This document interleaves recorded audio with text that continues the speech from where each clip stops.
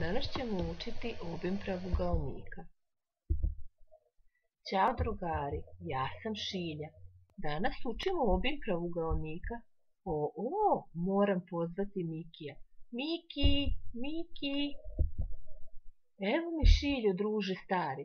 Rado ću pomoći tebi i svim drugarima. Krećemo. Obim pravougaonika. Na slici je prikazan jedan četvorougao, a to je pravougaonik.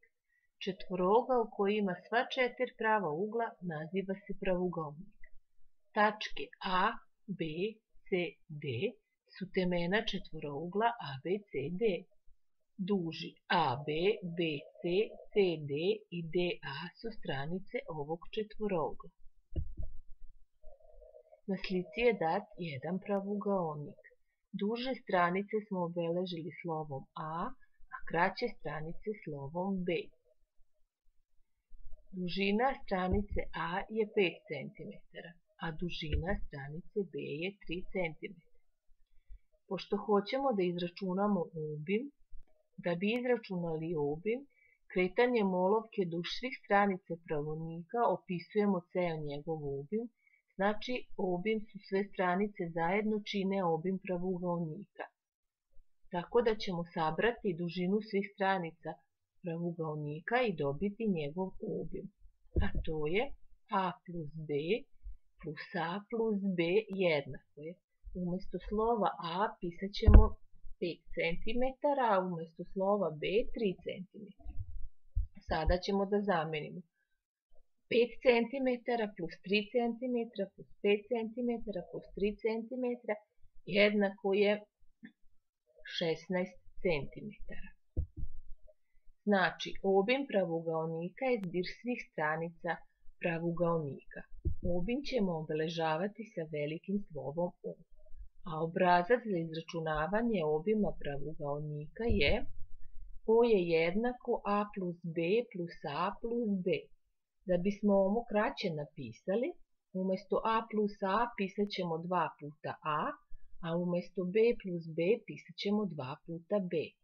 Pa onda se obim bilo kog pravougaonika može napisati i ovako.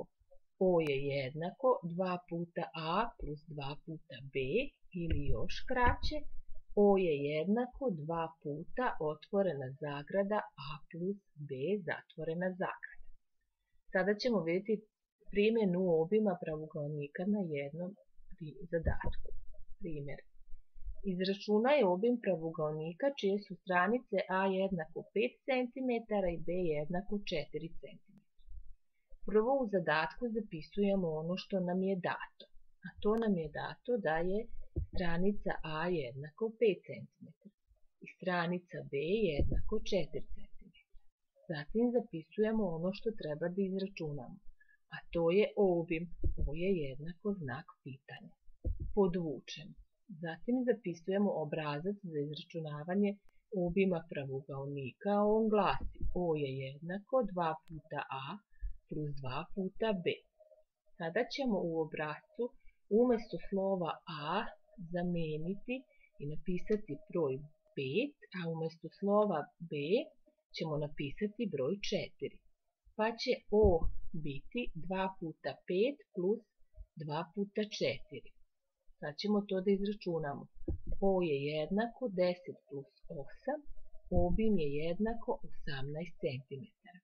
Znači, obim ovoga pravougaonika je 18 cm.